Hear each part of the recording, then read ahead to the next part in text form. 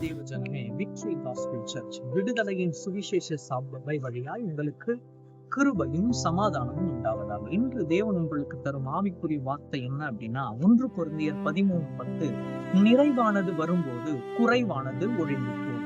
அது என்ன நிறைவானது அப்படின்னா, ஆண்டவராகிய இயேசு கிறிஸ்து. குறைவானதுன்னா உலக மனிதர்கள் நம்மள குறை சொல்லணும் அப்படின்னு நினைச்சிட்டாங்கன்னா, நம்ம ஒல்லியா இருந்தாலும் கூட, நம்ம குண்டா இருந்தாலும் கூட, முடி நீளமா இருந்தாலும் கூட, நம்ம முடி கம்மியா இருந்தாலும் குறையாகதான் உலக மனுஷங்களை சொல்லிக் கொண்டே இருப்பார்கள். ஆனால் நிறைவான தேவன் நம்மளுடைய இருதயத்தில் இருக்கிற குறையதான் பார்ப்பாரு. ஆனா அதை குத்தி காட்ட மாட்டாரு. இருதயத்தை சரி செய்ய தேவன் வல்லவராயிருக்கிறார். அதனால இருதயத்தில் நிறைவான தேவன் வரும்போது குறைவான உலகத்தில் இருக்கிற சில அந்த குறை சொல்லும் மனிதர்களை தேவன் நம்மளோட வாழ்க்கையில் விட்டு விலக்குவார். குறைவான உலகம் நமக்கு தேவையில்லை. நிறைவான தேவன் நம்மளுடைய இருதயத்தில் நம்மை நித்தமுமாக ஆளுகை செய்ய வல்லவராக இருக்கிறார். தேவன் தாமே உங்கள் யாவரையும் ஆசீர்வதிப்பாராக. ஆமென்.